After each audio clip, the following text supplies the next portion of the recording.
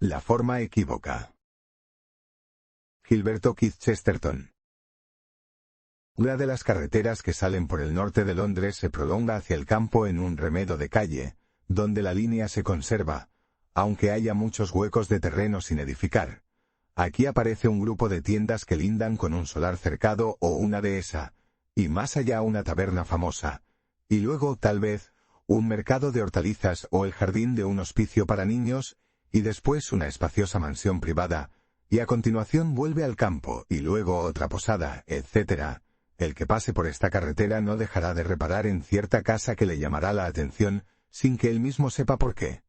Es una casa larga y más bien baja, que corre paralela a la calle, pintada de blanco y verde pálido, con verja y persianas y pórtico cubierto por una de esas lindas cúpulas que parecen sombrillas de madera, y que suele uno ver en algunas casas anticuadas. Y es que, en efecto, se trata de una casa anticuada, muy inglesa y muy suburbana.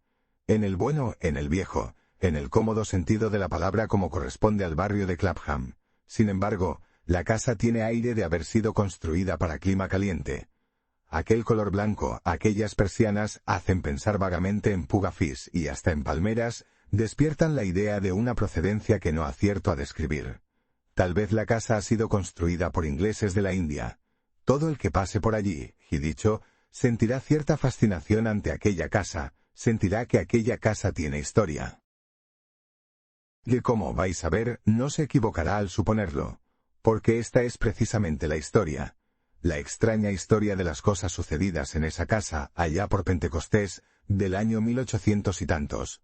Todo el que pasara por allí el jueves anterior al domingo de Pentecostés, hacia las 4:30 de la tarde, vería que se abría la puerta de la casa, y el padre Brown, de la iglesia de San Mungo, salía fumando su enorme pipa, acompañado de un gigantesco amigo suyo, un francés llamado Flambeau que fumaba también, aunque un cigarrillo diminuto. Estos personajes podrán o no tener interés a los ojos del lector, pero lo cierto es que no eran la única cosa interesante que apareció al abrirse la puerta de la verde y blanca mansión. La mansión tenía otras peculiaridades que conviene describir, no solo para que el lector entienda esta trágica historia, sino también para que entienda qué fue lo que se vio al abrirse la puerta. La planta de la casa afectaba la forma de una T, pero una T de cruz transversal muy larga y de cola muy corta. La cruz transversal formaba la fachada, con su puerta en el centro. Era de 2 pisos y contenía las salas y habitaciones más importantes. La cola muy corta, que salía precisamente del lado opuesto a la puerta de entrada, solo era de 1 piso, y solo tenía 2 largas salas consecutivas. La primera era el estudio, donde el famoso Quinton escribía sus poemas y novelas orientales. Y la segunda era un invernadero de cristales, lleno de plantas del trópico, de belleza única y casi monstruosa, las cuales, en tardes como aquella, centeleaban bajo la espléndida luz del sol. De modo que, al abrirse la puerta, más de un transeúnte se detuvo a ver, porque se descubrió una perspectiva de ricas habitaciones que acababa en algo como un escenario de comedia de magia. Nubes de púrpura, estrellas carmesíes, soles dorados a la vez vivos, abrasadores, transparentes y distantes. Leonard Quinton, el poeta, había procurado con premeditación este efecto, y cabe dudar que en ninguno de sus poemas haya expresado mejor que en esto su personalidad, porque era hombre que bebía los colores y se bañaba en los colores, y a quien la sed del color llevaba al descuido de las formas y aun de las buenas formas. Esta era la causa de que se hubiera entregado tan completamente al arte y a los temas orientales, y que tuviera tanta afición a aquellos tapices enloquecedores, a aquellos deslumbradores bordados, donde todos los colores parecen haber caído en un caos feliz, sin ningún propósito de formar tipos o dictar enseñanzas. Había intentado, acaso sin un completo éxito artístico, pero con innegables dotes de imaginación e invención, componer historias épicas y amorosas que reflejaran el tormento del color vívido y hasta cruel. Cuentos en que se veían cielos tropicales de oro ardiente o cobre sangriento, o en que se hablaba de héroes orientales que pasaban con unos turbantes como mitras sobre el lomo de elefantes pintados de púrpura o verde pavo, o de joyas gigantescas que un centenar de negros no bastaba a cargar y que ardían con un brillo arcaico y de 1000 colores. En suma, para decirlo desde el punto de vista común, que pintaba unos cielos orientales peores que los infiernos occidentales, unos monarcas orientales que parecían verdaderos maniáticos, y unas joyas orientales que un joyero de Bond Street, si los 100 jadeantes negros se las trajeran hasta la joyería, probablemente declararía joyas falsas. Quinton, por lo demás, era un genio, aunque desequilibrado, y su desequilibrio se notaba más en su vida que en su obra. Era por temperamento débil e irritable, y su salud estaba muy resentida a causa de ciertos experimentos con el opio oriental. Su esposa, una mujer hermosa, laboriosa y evidentemente fatigada, tenía mucho que objetar al uso del opio, pero más todavía tenía que decir contra cierto ermitaño indostánico, criatura de carne y hueso que vestía siempre de amarillo y blanco, y a quien su marido se empeñaba en mantener en la casa meses y más meses, a título de Virgilio que guiara su alma por entre los cielos y los avernos del oriente. De esta casa, pues, de esta aristocrática morada salían el padre Brown y su amigo, y a juzgar por su fisonomía, salían con una sensación de alivio.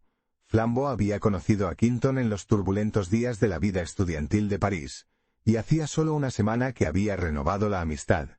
Pero, aparte de que la historia posterior de Flambeau fuera escabrosa, no se entendía bien con el poeta. No le parecía que, para un caballero, la mejor manera de darse al diablo fuera ahogarse con opio y escribir versos eróticos en vitela. Al cruzar los dos amigos el umbral antes de dar un paseo por el jardín, la puerta de la verja se abrió de golpe, y un joven con un sombrero hongo echado hacia la nuca trepó a saltos la escalinata precipitadamente. Era un joven de aspecto disipado.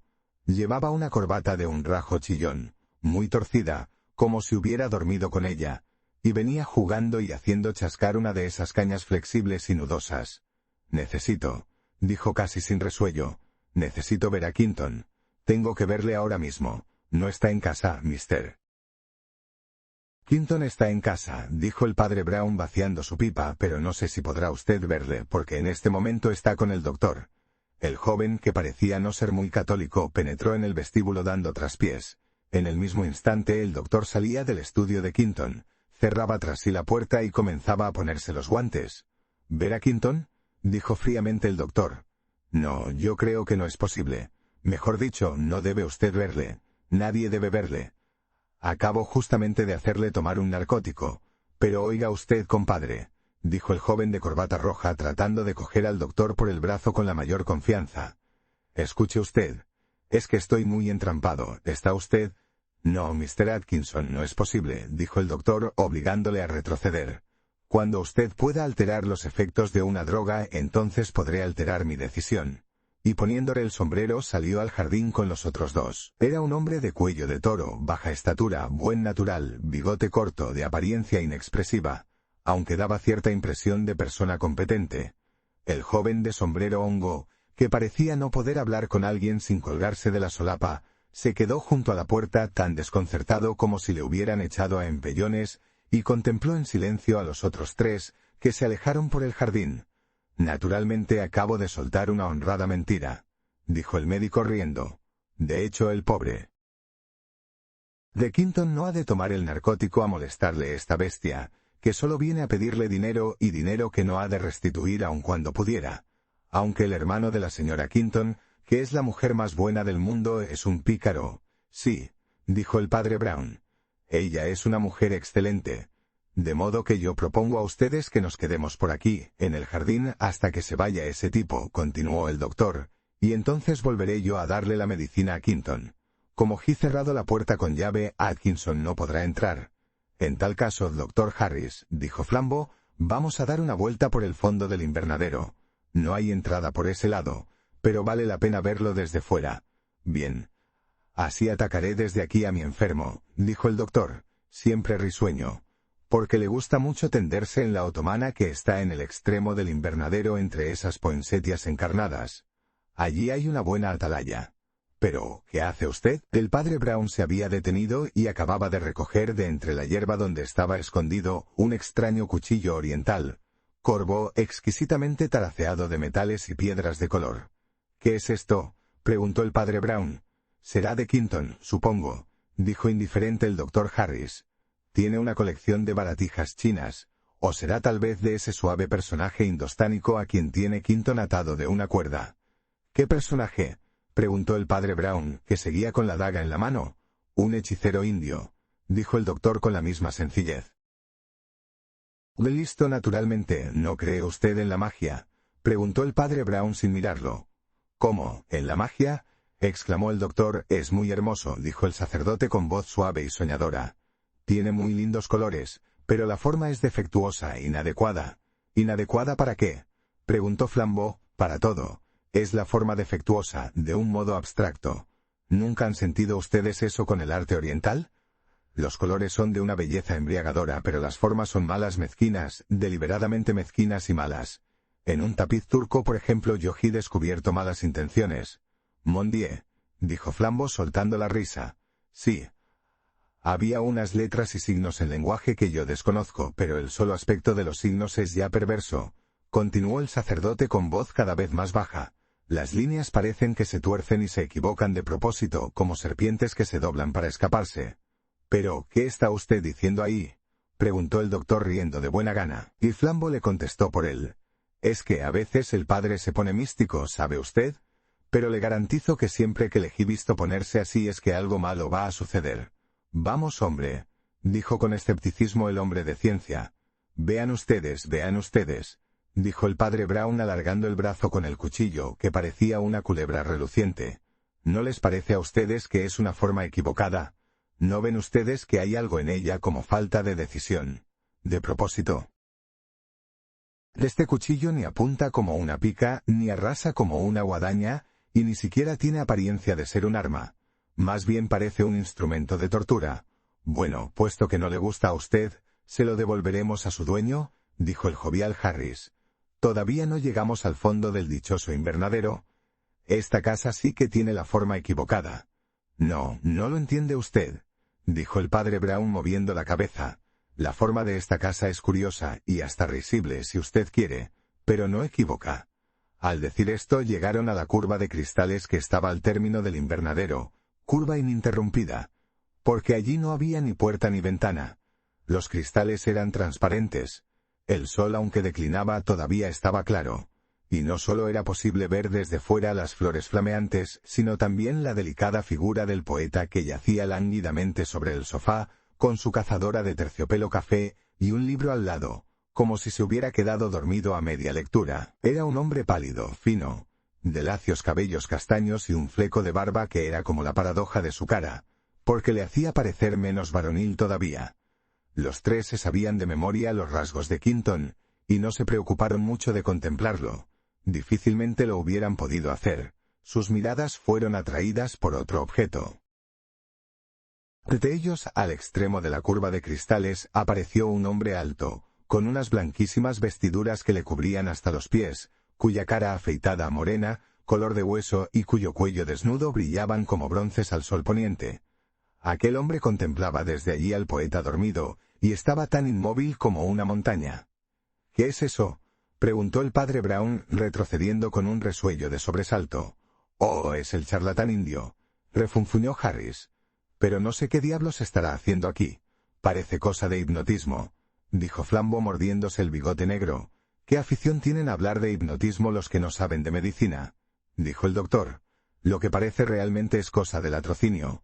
«Bueno, ya tendremos tiempo de discutirlo después», dijo Flambeau, que estaba siempre preocupado por la acción. Y en 2 saltos llegó al sitio en que estaba el indio, e inclinando entonces su enorme cuerpo, que era todavía mayor que el del oriental, dijo con plácido descaro: «Buenas tardes, caballero. ¿Deseaba usted algo?». Muy lentamente, como un gran barco que evoluciona en la bahía, aquella gran cara amarilla se volvió a él, y hablando por encima del hombro dijo en excelente inglés: «Gracias. No quiero nada», y luego, entreabriendo las pestañas y dejando ver un vislumbre de ojos opalinos, repitió: «No quiero nada», y después, abriendo completamente los ojos con una mirada tremenda, añadió: «No quiero nada», y se alejó presuroso por el jardín, que ya comenzaba a oscurecerse. «Un cristiano contestaría con más humildad», murmuró el padre Brown. «El cristiano desea siempre alguna cosa». «¿Qué estaría haciendo aquí?», preguntó Flambeau levantando la voz y arqueando las cejas negras. «¿Qué sé yo?», dijo el padre Brown. Aunque la luz del sol era todavía una realidad innegable, se había convertido ya en esa claridad rojiza del crepúsculo, contra la cual los bultos frondosos del jardín se destacaban cada vez más negros. Los tres amigos, después de pasar por el fondo del invernadero, se proponían dar la vuelta a la casa para entrar por la puerta del frente, cuando, al acercarse al ángulo que formaba el estudio con el cuerpo principal del edificio, tuvieron la sensación que experimenta el que asusta a un pájaro, y otra vez vieron al fakir de la blanca túnica, que salió de la sombra y se encaminó también a la puerta del frente. Pero, con gran sorpresa suya, cayeron en que el fakir no había estado solo en aquel sitio, porque casi tropezaron, y se esforzaron por disimular su asomo con la señora Quinton. Esta salió al encuentro, a la luz incierta de la tarde, con su pesada cabellera de oro y su rostro pálido y ancho. Aunque los abordó con la mayor cortesía, se notaba en ella una extraña rigidez.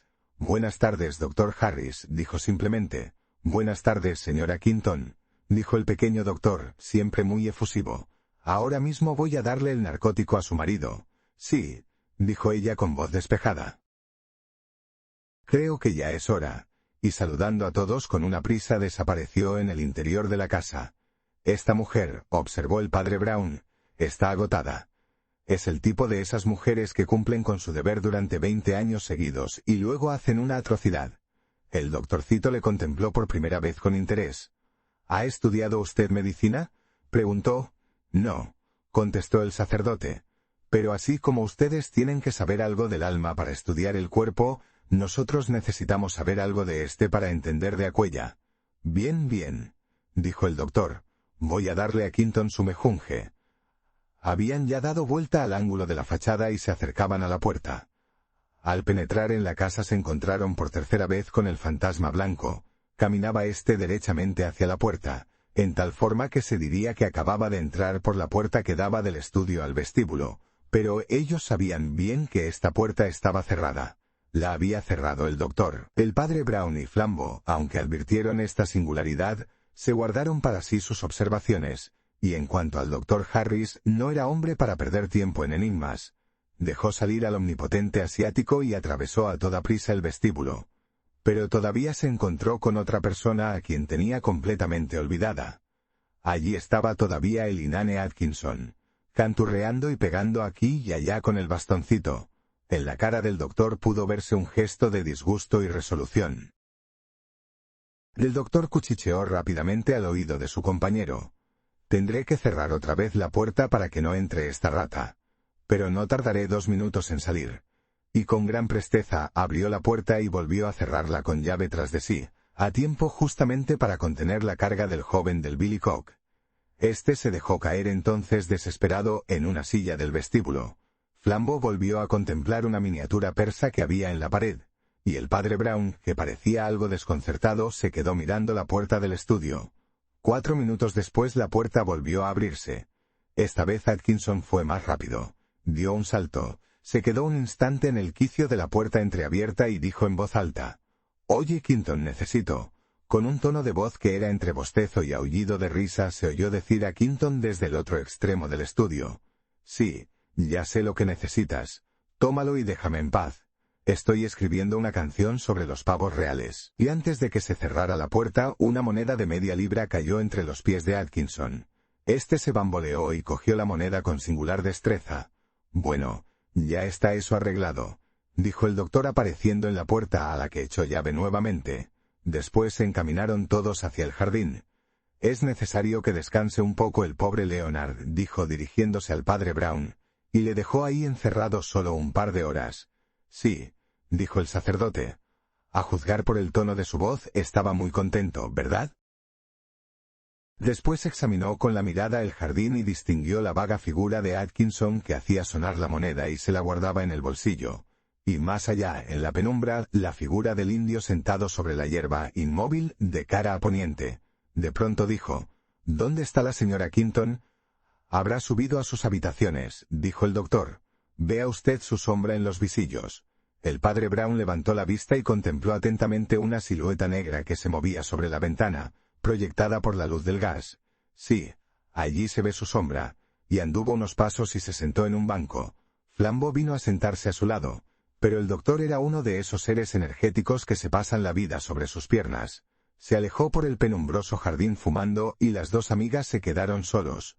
«Padre mío», dijo Flambeau en francés, «¿qué le pasa a usted?»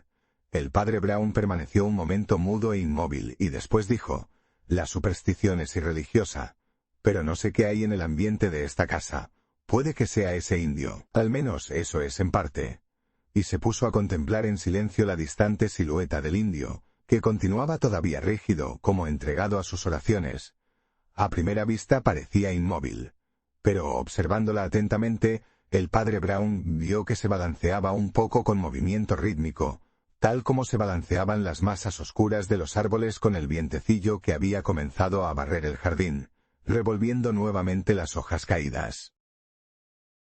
El paisaje se ennegrecía como amenazando tormenta, pero todavía eran perceptibles las figuras.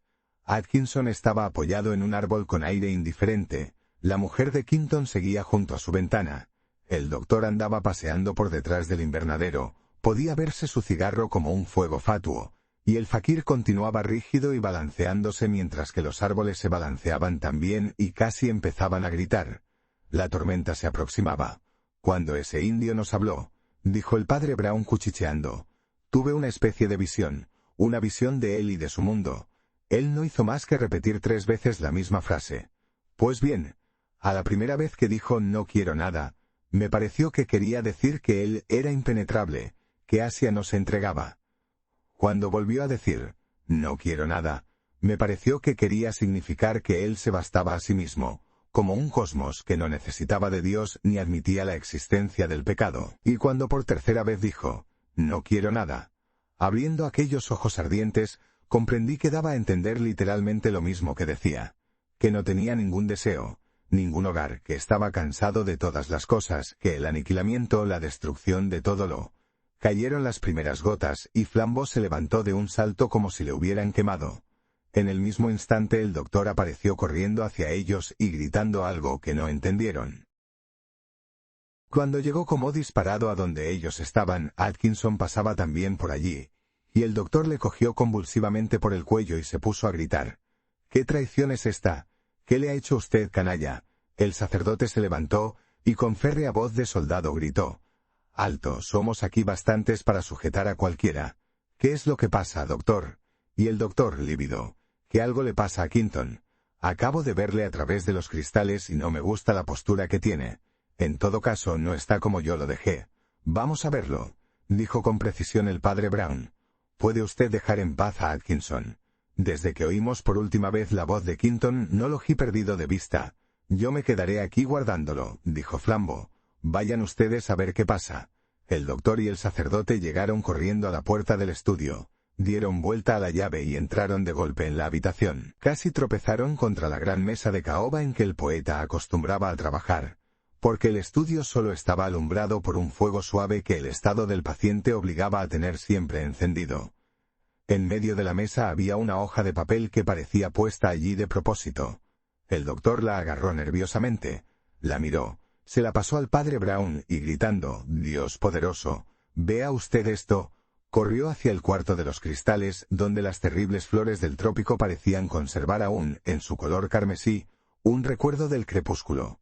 El padre Brown tuvo que leer 3 veces el papel.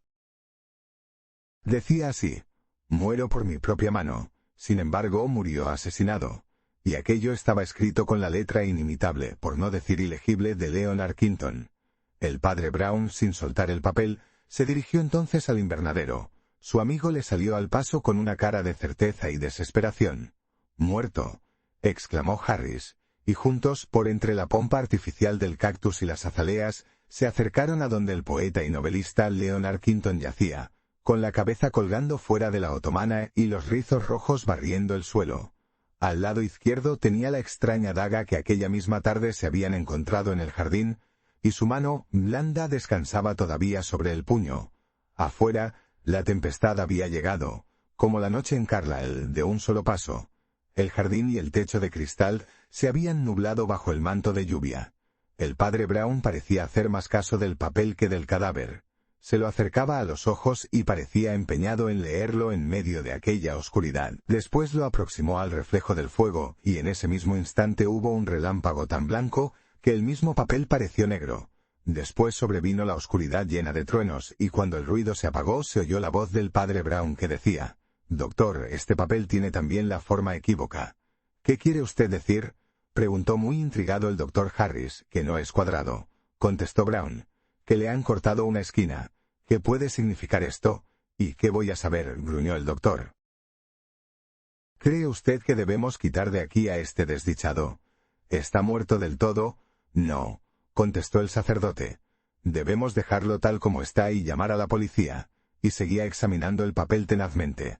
Al pasar otra vez por el estudio se detuvo junto a la mesa y cogió unas tijeritas de uñas que estaban allí.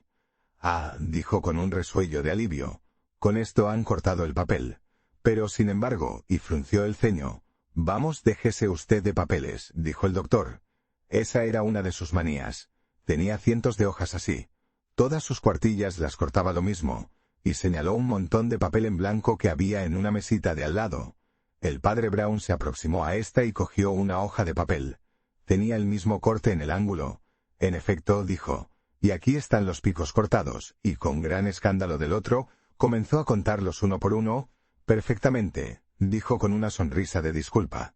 23 hojas cortadas y solo 22 picos cortados. Pero veo que está usted impaciente por hablar a los otros. ¿Quién se lo dice a su esposa?, preguntó el doctor Harris. ¿Quiere usted ir a decírselo mientras que yo hago avisar a la policía? Como usted quiera, dijo el padre Brown con indiferencia, y se alejó por el vestíbulo. Allí también tuvo que presenciar un drama, aunque este del género grotesco. Sucedió pues que su gigante amigo Flambeau, en una actitud que durante mucho tiempo no había adoptado, aparecía al pie de la escalinata del pórtico lanzando por lo alto al amable Atkinson, quien, con los pies al aire, había dejado caer por cualquier lado el bastón y el hongo. Y es que Atkinson había acabado por cansarse de la vigilancia casi paternal de Flambeau y había intentado aportar, cosa algo difícil tratándose nada menos que del rey de los apaches, aun después de su abdicación. Flambeau se disponía a saltar otra vez sobre su enemigo y hacerle de nuevo, cuando el sacerdote le dio un golpecito en el hombro. «Deje usted en paz a Mr. Atkinson, amigo mío», dijo. «Pídanse ustedes perdón mutuamente y dense las buenas noches. No debemos detenerlo por más tiempo». Y mientras Atkinson se levantaba como podía, recogía su sombrero y bastón y se dirigía a la reja, el padre Brown dijo con voz grave: «¿Dónde está ese indio?». Y los tres, porque el doctor acababa de reunirse a ellos, volvieron la cabeza involuntariamente hacia el sitio en que le habían dejado sobre la hierba, entre los árboles cabeceaste y enrojecidos a la luz del crepúsculo, cabeceando también al compás de sus extrañas plegarias. Pero el indio ya no estaba allí. «Demonio de hombre», dijo el doctor pateando con furia. «Ahora comprendo que fue él. Tenía entendido que no creía en la magia», observó el padre Brown. «Y no creo, en efecto», contestó el doctor revolviendo ferozmente los ojos, «sino que ese diablo amarillo me repugna desde que sé que es un brujo fingido, y ahora como descubra que es un verdadero brujo, mi odio será mayor». «Bueno, en todo caso da lo mismo que haya escapado», dijo Flambeau, «porque nada era posible probar ni hacer contra él. ¿Cómo va uno a presentarse al puesto de policía para denunciar un suicidio provocado por arte de hechicería o sugestión?» El padre Brown, entretanto, había vuelto al interior de la casa, resuelto a comunicar la noticia a la viuda. Cuando volvió a salir estaba algo pálido y trémulo, aunque nunca se ha sabido lo que hubo entre ambos durante aquella corta entrevista. Flambeau, que estaba enfrascado en la charla con el doctor, se sorprendió un poco de ver que su amigo regresara tan pronto, pero el padre Brown, sin hacerle caso, llevó aparte al doctor y le dijo: «¿Han enviado ustedes por la policía?» «Sí», contestó Harris. «No tardarán 10 minutos.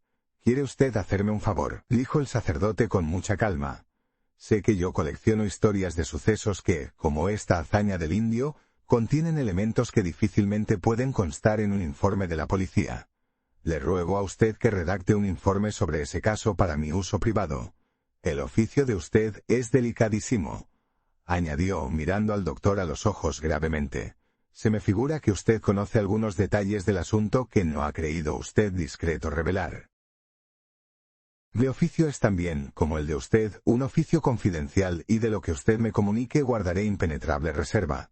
Pero no omita usted nada».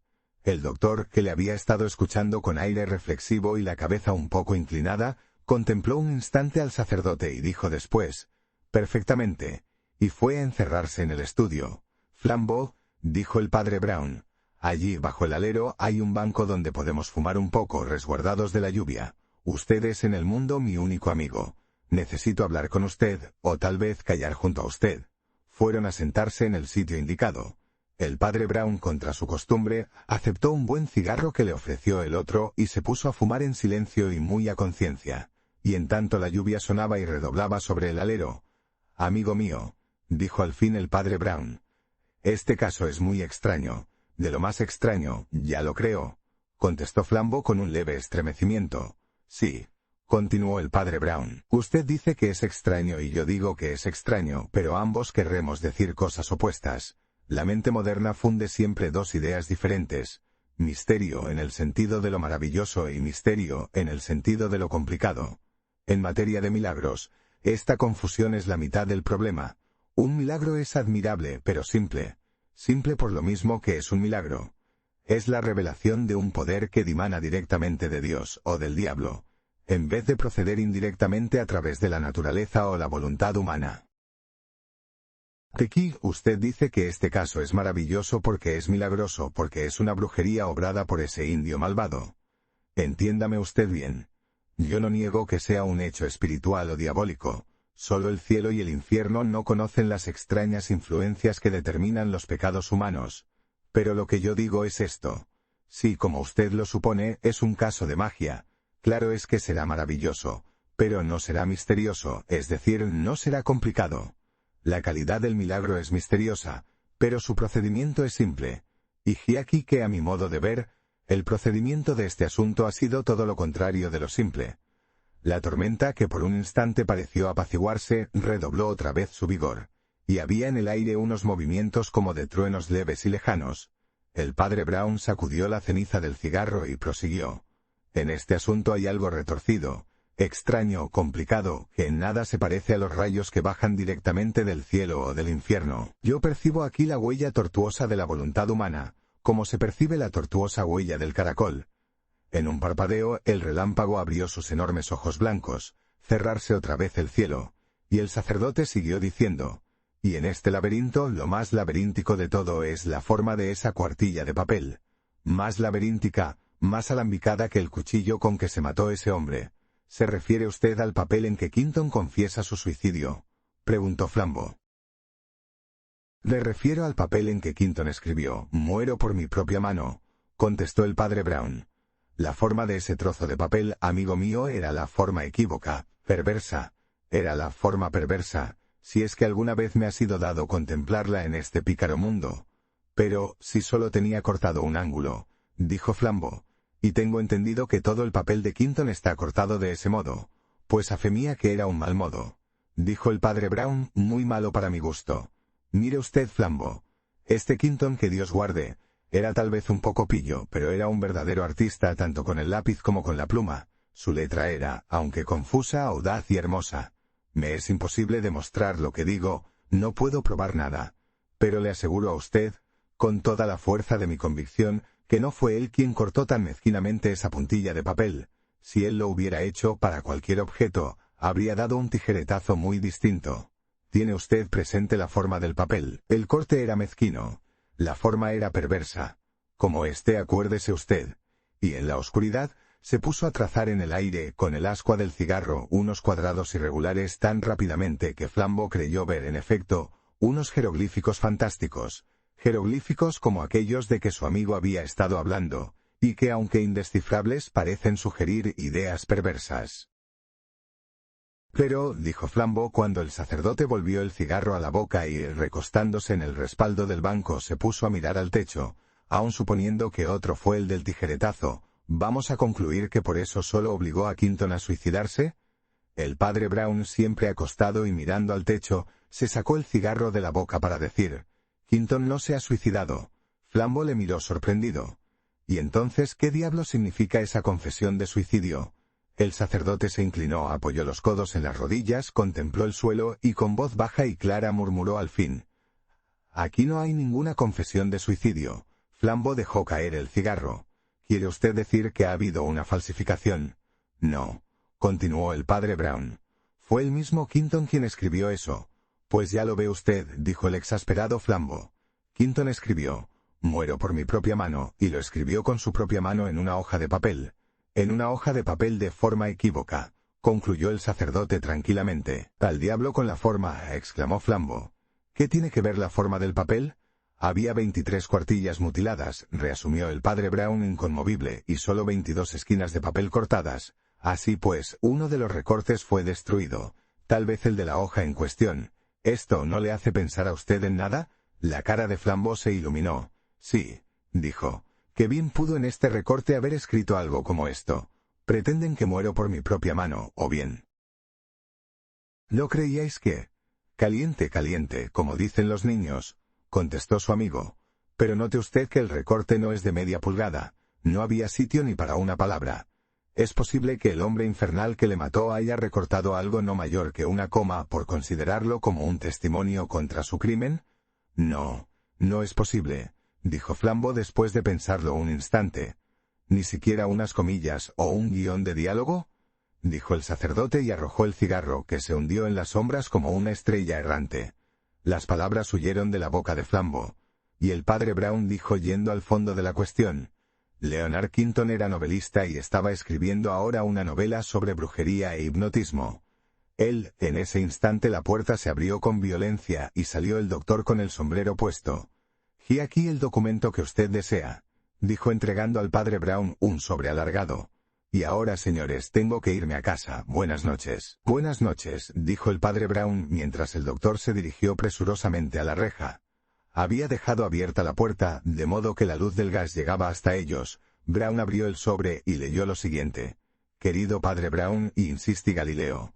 O en otros términos, tiene usted unos condenados ojos que todo lo ven y lo penetran. ¿Será pues posible que haya en nosotros algo más que materia? Soy un hombre que ha creído, desde la infancia, en la naturaleza y en los instintos y funciones naturales, aportándole poco que los hombres los declaren conformes o no con la moral. Mucho antes de llegar a doctor, cuando no era yo más que un chico de escuela y me entretenía en cazar ratones y arañas, ya pensaba yo que lo mejor es ser un buen animal. Pero heme aquí todo confuso. He creído en la naturaleza y ahora me parece que la naturaleza puede traicionar a los hombres. De modo que puede haber otra cosa más allá de esta miseria. Siento que me vuelvo loco. Yo amaba a la mujer de Quinton. ¿Qué había en ello de malo? La naturaleza me lo ordena, y el amor es lo que mueve al mundo. También me parecía que ella podía ser más feliz con un animal equilibrado como yo, que con ese lunático atormentador. ¿Qué había de malo en esto? Yo no tenía que habérselas sino con hechos, a título de hombre de ciencia. Ella hubiera sido más feliz conmigo. De acuerdo con mi credo, yo era libre de matar a Quinton, puesto que eso era lo mejor para todos, incluso para él. Pero, como animal sano, lo que menos se me ocurría era matarme de paso a mí mismo. Así pues, decidí no obrar mientras no se presentara una ocasión favorable en que quedara yo libre de sospechas. Esta mañana creí ver la ocasión. Para decirlo todo, hoy he estado 3 veces en el estudio de Quinton.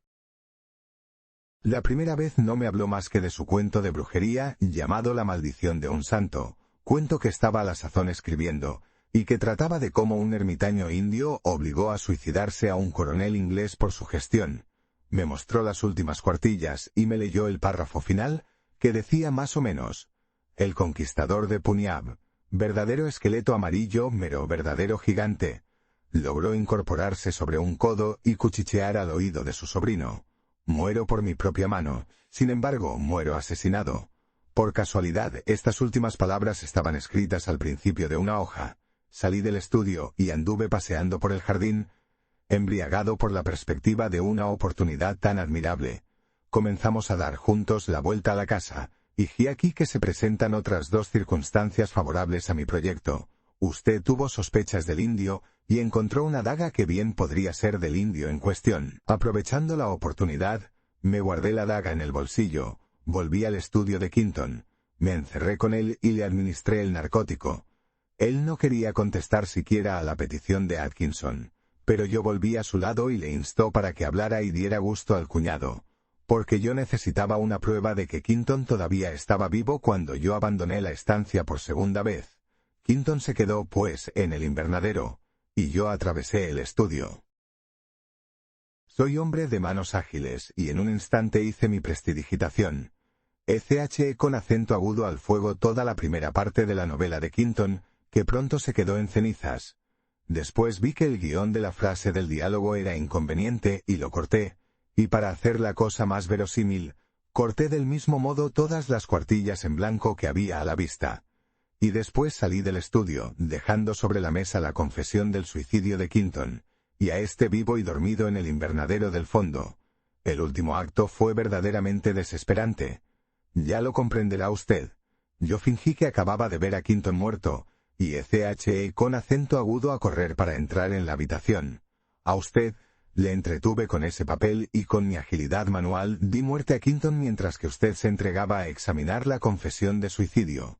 Él seguía adormecido, y yo puse el cuchillo en su propia mano, y dobló su mano sobre su pecho. El cuchillo tiene una forma tan equívoca que solo un operador podía calcular el sitio conveniente para alcanzar el corazón. Me temía que usted lo sospechara. Hecho esto, sucedió una cosa extraordinaria. La naturaleza me abandonó. Lo sentí. Sentí que había hecho un mal, y ahora parece que se me abre el cerebro, y siento un extraño placer ante la idea de contarlo todo a alguien, y me digo confusamente que si me caso y tengo hijos, ya no estaré a solas con ese horror. ¿Qué me sucede? ¿Estoy loco? ¿O será posible que tenga unos remordimientos como si viviera en los poemas de Byron?